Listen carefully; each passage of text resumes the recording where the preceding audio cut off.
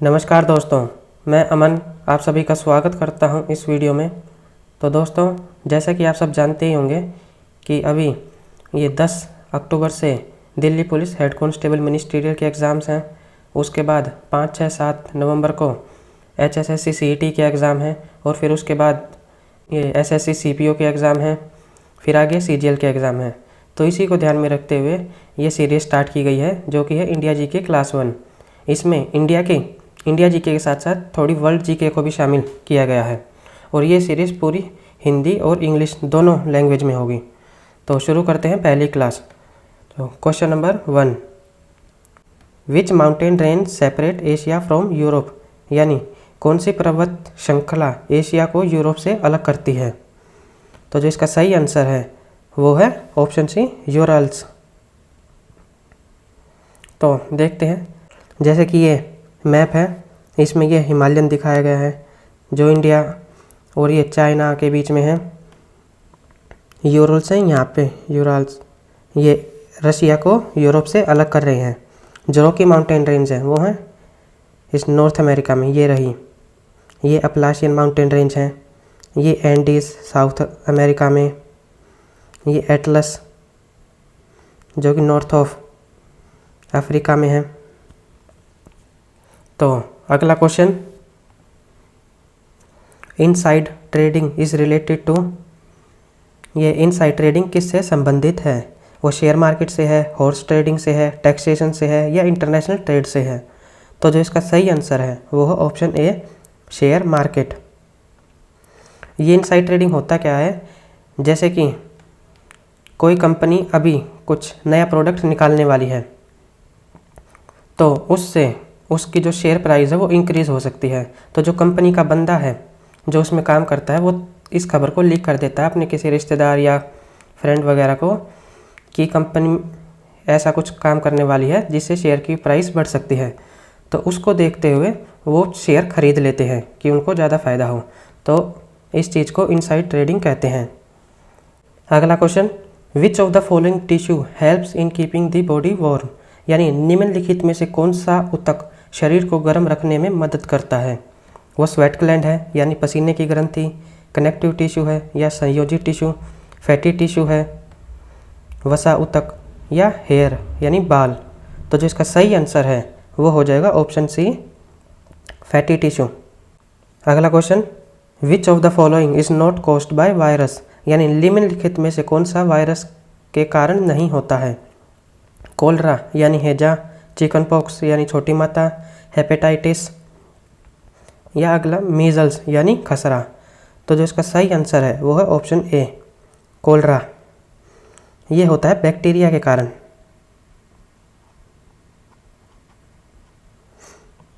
और इसका जो पैथोजन है उसका नाम होता है विब्रो कोलरे।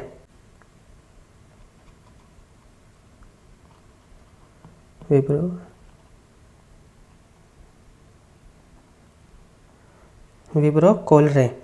और जो ये बाकी के 3 हैं ये होते हैं वायरस।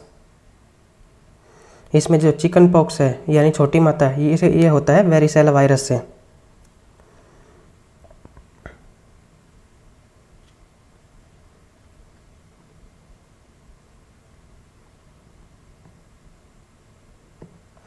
और जो मीजल्स है ये होता है रूबेला वायरस से।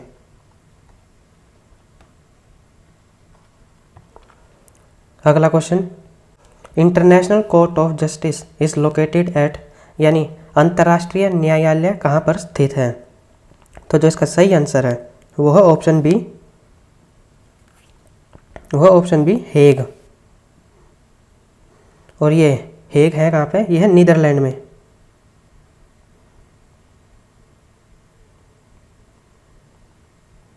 अगला question, which of the following chief justice of India acted as the president of India, यानी निम्नलिखित में से भारत के किस मुख्य न्यायाधीश ने भारत के राष्ट्रपति के रूप में कार्य किया है। तो जो इसका सही आंसर है वो है option A, justice M Hidayatullah. इन्होंने काम किया था 20 जुलाई 1969 को। और इसके बाद जो वीवी गिरी हैं वो राष्ट्रपति आए थे। अगला question, in India the president is elected by, यानी भारत में राष्ट्रपति का चुनाव किसके द्वारा किया जाता है? डायरेक्ट इलेक्शन यानी प्रत्यक्ष चुनाव, सिंगल ट्रांसफरेबल वोट सिस्टम यानी एकल संक्रमणीय मत प्रणाली, या प्रोपोर्शनल रिप्रेजेंटेशन सिस्टम या अनुपातिक प्रतिनिधित्व प्रणाली, या ओपन बैलेट सिस्टम। तो जो इसका सही आंसर है वो है option B, single transferable vote system. इसमें होता क्या है कि जो भी व्यक्ति वोट देता है उसको प्रेफरेंस देनी होती है। अगला question, Yarlung Tsangpo river in India is known as, यानी भारत में यारलुंग सांगपो नदी को किस नाम से जाना जाता है? गंगा है, इंडस है, ब्रह्मपुत्र है, या महानदी है? तो जो इसका सही आंसर है वो है ऑप्शन सी, ब्रह्मपुत्र। ये यारलुंग सांगपो, इसको ये ब्रह्मपुत्र का चाइना में नाम है।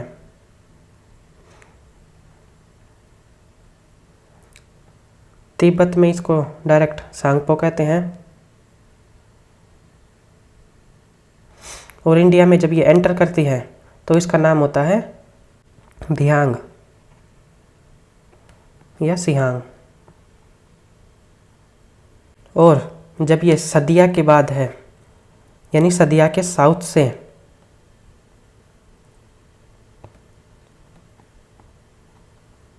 असम में पड़ता है, उसके बाद इसको हम ब्रह्मपुत्र कहते हैं।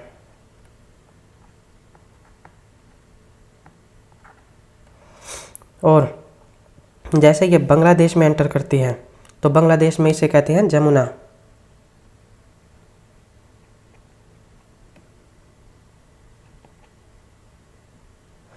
उसके बाद जैसे ये गंगा प्लस ब्रह्मपुत्र मिलके बना देती हैं पद्मा, और बाद में ये पद्मा से आके जुड़ जाती है मेघना, और फिर जो आगे की है उसे मेघना के रूप में ही जाना जाता है। तो दोस्तों आप इस वीडियो में ये अपने साथ एक पेन और कॉपी भी लेके बैठे, तो जो ये चीज़ मैं बता रहा हूँ आप इसे नोट करते रहें, आपके एग्ज़ाम में बहुत काम आएंगी। अगला question, who is competent to dissolve Rajya Sabha, यानी राज्यसभा को भंग करने के लिए कौन सक्षम है? चेयरमैन ऑफ राज्यसभा, यानी राज्यसभा का सभापति, प्रेसिडेंट, प्राइम मिनिस्टर, या इनमें से कोई भी नहीं? तो जो इसका सही आंसर है वो है option D, none of the above, यानी इनमें से कोई नहीं। दोस्तों जो राज्यसभा है इसे कभी भंग नहीं किया जा सकता, यानी ये कॉन्टिन्यूस चैम्बर है।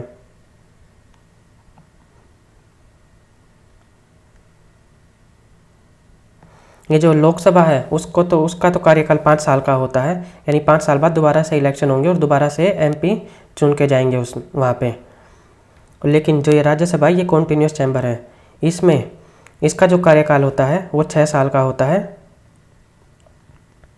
लेकिन जो हर 2 साल बाद 1/3 जो इसके सदस्य हैं उनके इलेक्शन होते हैं। तो अगला क्वेश्चन, मैन्युस्क्रिप्ट्स ऑफ अर्थशास्त्र वाज फर्स्ट डेसिफर्ड बाय, यानी अर्थशास्त्र की पांडुलिपियों को खोज सबसे पहले किसके द्वारा की गई थी? तो जो इसका सही आंसर है वो है option B, R Sharma Shastri. इन्होंने इनकी खोज की थी 1904 में। ये जो जेम्स प्रिंसेप है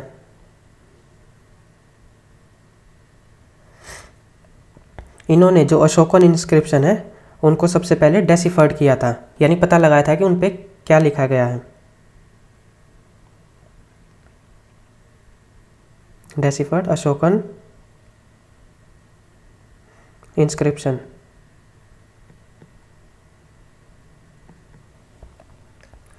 ठीक, और ये काम इन्होंने किया था 1837 में। और जो ये पादरी पैंथर है इन्होंने जो अशोका के इंस्क्रिप्शन वो सबसे पहले ढूंढे थे।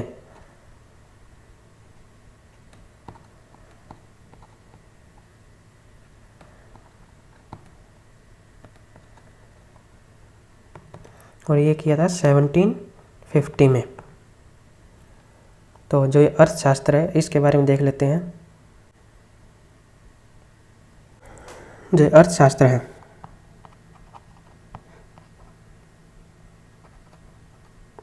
इसे लिखा गया था चाणक्य के द्वारा,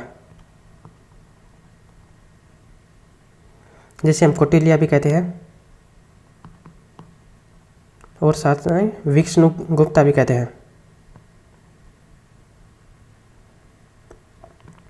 और जो ये अर्थशास्त्र है ये है 15 किताब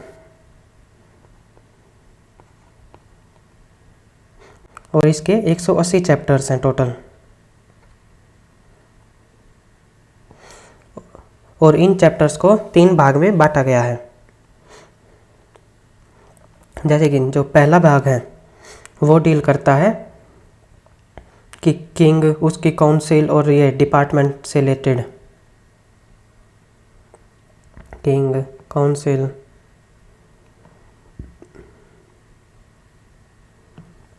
ये डिपार्टमेंट के से रिलेटेड इस टाइप के। जो दूसरा भाग है वो करता है सिविल और क्रिमिनल लॉस को।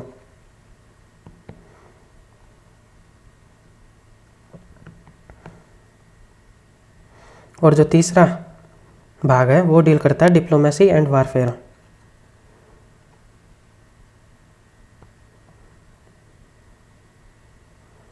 यानी कूटनीति और युद्ध। इसमें जो पहला भाग है वो डील करता है किंग, काउंसिल और डिपार्टमेंट, यानी राजा कैसा काम करेगा, मंत्री का क्या क्या दायित्व है, ये डिपार्टमेंट कौन से होंगे, क्या काम करेंगे। जो दूसरा भाग है वो डील करता है सिविल और क्रिमिनल लॉज, यानी अगर कोई गलती करता है तो उसमें सज़ा का क्या प्रावधान है, ऐसी चीज़ें। और जो तीसरा भाग है वो डील करता है डिप्लोमेसी एंड वारफेयर, यानी कूटनीति और युद्ध, कि इसमें क्या क्या कूटनीति अपनानी है, लड़ाई में क्या क्या करना है, तो वो चीज़ें। अगला question, battle of Swally was fought between Britishers and, यानी स्वाली की लड़ाई अंग्रेजों और किसके बीच हुई थी? वो फ्रेंच के हुई थी, डच, पुर्तगीज या डेनिश? तो जो इसका सही आंसर है वो है ऑप्शन सी, पुर्तगीज, यानी पुर्तगालियों के बीच में हुई, पुर्तगाली और अंग्रेजों के बीच में हुई थी बैटल ऑफ स्वाले। और ये हुई थी 1612 में। अंग्रेजों और फ्रेंच के बीच में लड़ाई हुई थी, ये थी बैटल ऑफ वांडीवाश।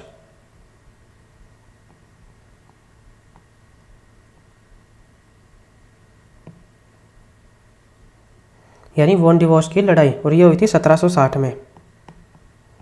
इसके बाद ये फ्रेंच का वर्चस्व खत्म हो गया था और जो डच हैं इनके साथ लड़ाई हुई थी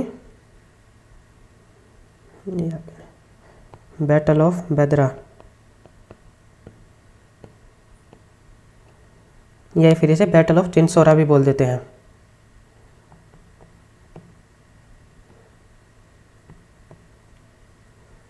और ये हुई थी 1759 में।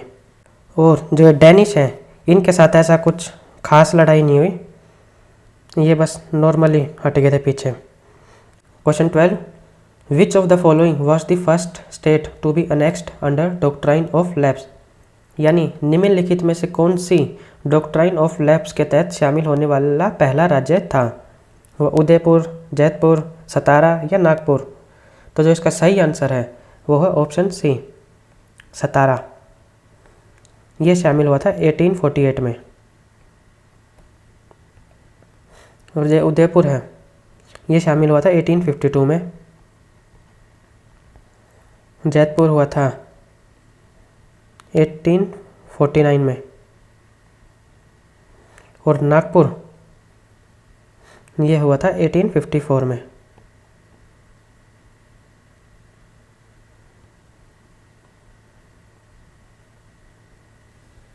ये जो डॉक्ट्राइन ऑफ लैप्स है ये शुरू की गई थी डलहौजी के द्वारा। और इसमें था क्या कि अगर ऐसा कोई राजा है कि उसका खुद का कोई लड़का नहीं है तो उसका जो राज्य है वो अंग्रेज़ों के पास चला जाएगा। तो अगला question, self respect movement was related to, यानी स्वाभिमान आंदोलन का संबंध किससे था? जो इसका सही आंसर है वो है ऑप्शन डी, रामास्वामी नायकर। और ये सेल्फ रिस्पेक्ट मूवमेंट इन्होंने स्टार्ट की थी 1925 में। और जो आत्माराम पांडुरंग हैं इनका संबंध है ये परमहंस मंडल या प्रार्थना समाज।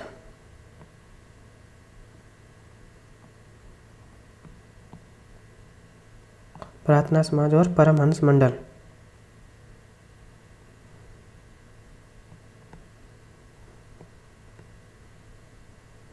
और जो स्वामी दयानंद सरस्वती जी हैं, इनका संबंध है आर्य समाज से।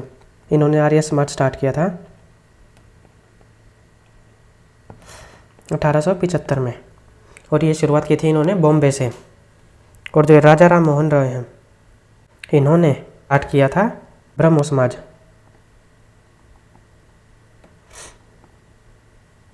1828 में। और इन्होंने यानी राजा राम मोहन रॉय जी ने यह सती को बैन करवाया था विलियम बेंटिक की मदद से। तो अगला question, which of the following will come first in chronology, यानी निम्नलिखित में से कौन कार्यकाल में सबसे पहले आएगा? रेले कमीशन, हंटर कमीशन, हर्टॉग कमीशन या चार्ल्स वुड कमीशन?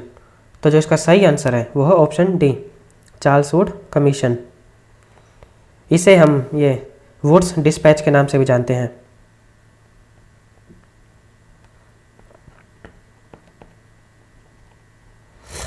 और ये आया था ये 1854 में। उस टाइम डलहौजी गवर्नर जनरल थे। और जो ये रेले कमीशन है ये आया था 1902 में। उस समय कर्जन थे गवर्नर जनरल। ये हंटर कमीशन आया था 1882 में।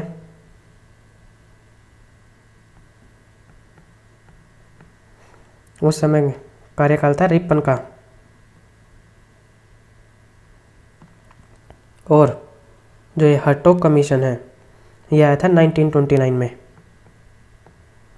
उस समय जो गवर्नर जनरल थे वो थे इरविन। और जो वुड्स डिस्पैच है इसको हम Magna carta of Indian education भी बोलते हैं।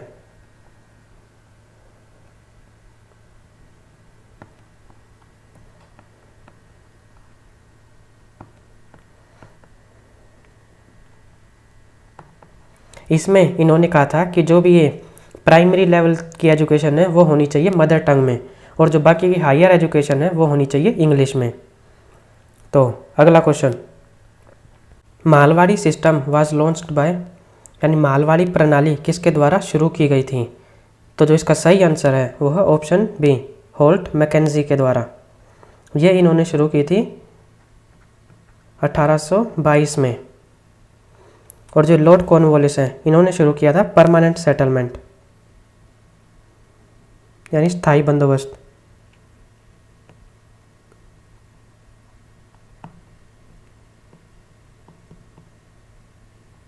और ये शुरू किया था इन्होंने 1793 में। और जो थॉमस मुनरो और रीड हैं इन्होंने शुरू किया था रोयटवाड़ी सिस्टम।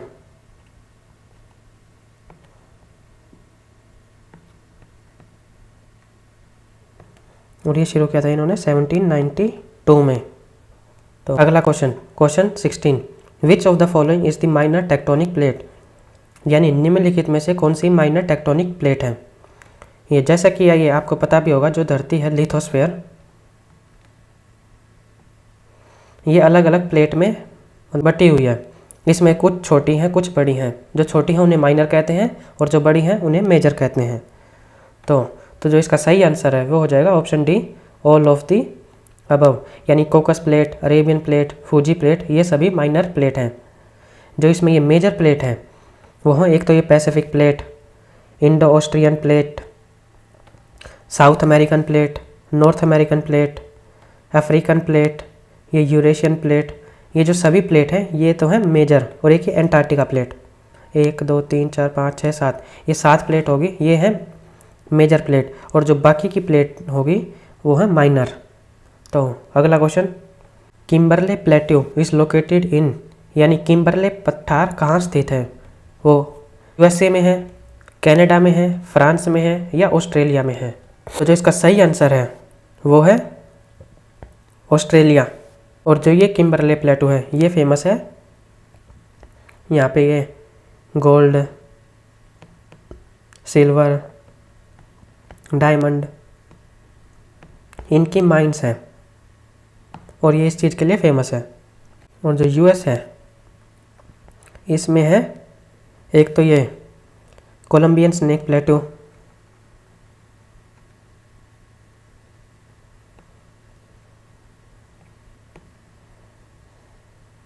और एक है कोलोराडो प्लेटू।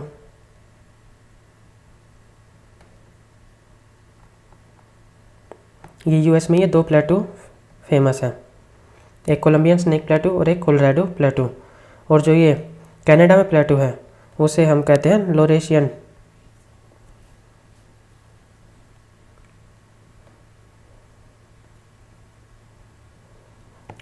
प्लेटू।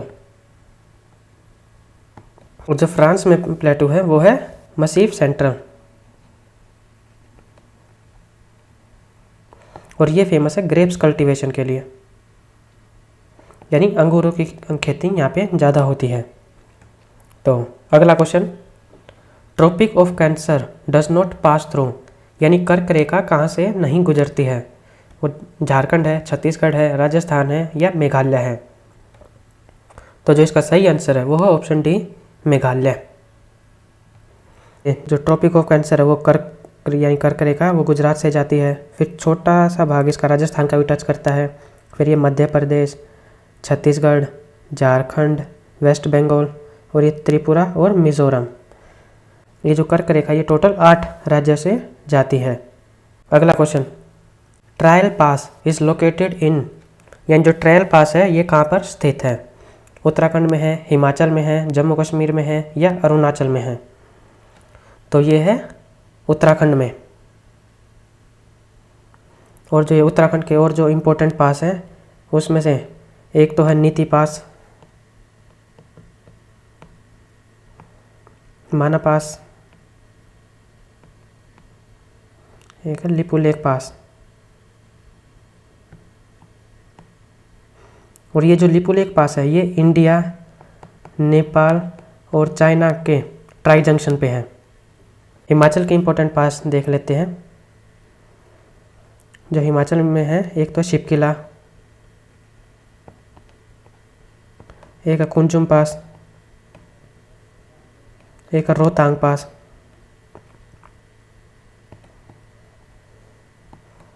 तो और ये जम्मू कश्मीर में एक तो है बनियाल, एक जोजिला, एक फैंसिला, एक पीर पंजाल पास। और जो अरुणाचल प्रदेश है इसके जो इम्पोर्टेंट पास हैं वो हैं बोमडीला, दीपू पास और एक है सेला पास। ये जो दीपू पास है ये इंडिया, म्यांमार और चाइना इन तीनों के ट्राई जंक्शन पे है। तो इसमें ये इम्पोर्टेंट पास है उत्तराखंड, हिमाचल, जम्मू कश्मीर और अरुणाचल प्रदेश के।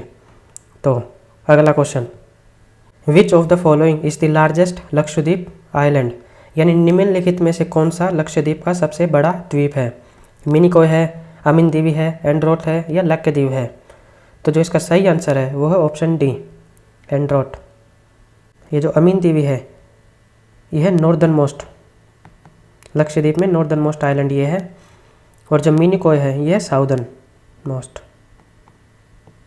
यानी लक्षद्वीप में जो सबसे उत्तर में जो आइलैंड है वो है अमिनदीवी, और जो सबसे दक्षिण में है वो है मिनिकॉय, और जो सबसे बड़ा है वो है एंड्रोट। अगला question, which of the following is the tributaries of Krishna river, यानी निम्नलिखित में से कौन कृष्णा नदी की सहायक नदी है? पेन गंगा है, पेंच है, इंद्रावती है या तुंगभद्रा है? तो जो इसका सही आंसर है वो है ऑप्शन डी, तुंगभद्रा। और जो ये बाकी की हैं ये सभी तीनों की तीनों गोदावरी की सहायक नदी हैं। और जो गोदावरी है ये साउथ इंडिया की सबसे बड़ी नदी है, largest river of south India. अगला question, who is known as the father of Indian green revolution, यानी भारतीय हरित क्रांति के जनक हैं? नॉर्मन बोरलॉग है, एम एस स्वामीनाथन है या वी कुरिन है। तो जो इसका सही आंसर है वो है ऑप्शन बी MS स्वामीनाथन। ये जो नॉर्मन बोरलॉग हैं ये ग्रीन रेवोल्यूशन के हैं,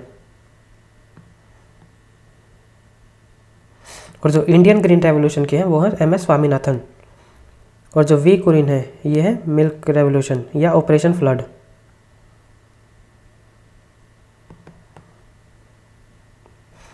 अगला question, nomination of members to Rajya Sabha are taken from which constitution, यानी राज्यसभा के लिए सदस्यों का नामांकन किस संविधान से लिया गया है। यानी जैसा कि आप जानते हो राज्यसभा में टोटल 245 मेंबर्स हैं और इसमें से 233 तो इलेक्शन से आते हैं और 12 को प्रेसिडेंट नॉमिनेट करते हैं। तो जो ये नॉमिनेशन वाला है ये किस संविधान से लिया गया है, ब्रिटिश संविधान से लिया गया है, कनेडियन संविधान से लिया गया है, फ्रेंच संविधान से लिया गया है, या आयरिश कॉन्स्टिट्यूशन यानी आयरिश संविधान से लिया गया है। तो जो इसका सही आंसर है वो है ऑप्शन डी आयरिश कॉन्स्टिट्यूशन से। इसके साथ साथ आयरिश कॉन्स्टिट्यूशन से ये DPSP यानी directive principle of state policy, ये method of election of president,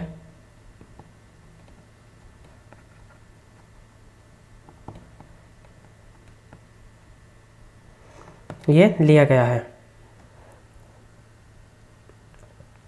और ये फ्रेंच कॉन्स्टिट्यूशन से लिया गया है। एक तो ये रिपब्लिक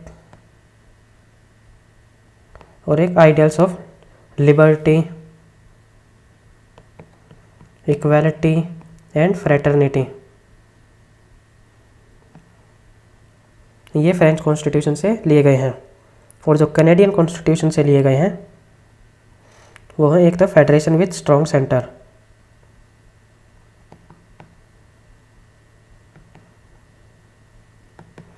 एक रेजिड्यूरी पावर्स होती हैं। एक तो ये जैसे स्टेट लिस्ट होती है, एक सेंट्रल लिस्ट होती है और एक कॉन्करेंट लिस्ट होती है। जो इन तीनों में भी किसी में नहीं आता तो उन्हें रेजिड्यूरी पावर कहते हैं, और वो सेंटर के पास रहेंगे। ये लिया था कनाडा से यानी।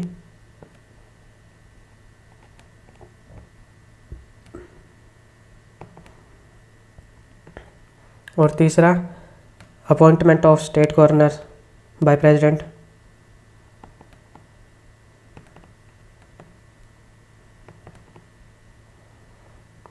और ये एडवाइजरी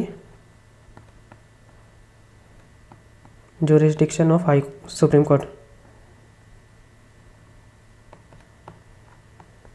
यानी कनाडा से लिया गया था federation with strong centre, residuary power with centre, ये appointment of state governor by president, और ये चौथा advisory jurisdiction by supreme court. ये चार चीज़ें कनेडियन कॉन्स्टिट्यूशन से ली गई थी। और जो ब्रिटिश कॉन्स्टिट्यूशन है यहाँ से लिया गया था पार्लियामेंट्री फॉर्म ऑफ गवर्नमेंट,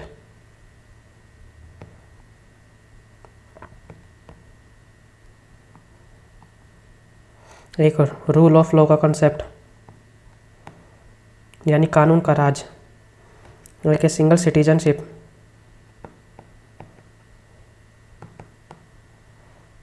और एक कैबिनेट सिस्टम। ये चीज़ें ब्रिटिश पार्लियामेंट से ली गई थी।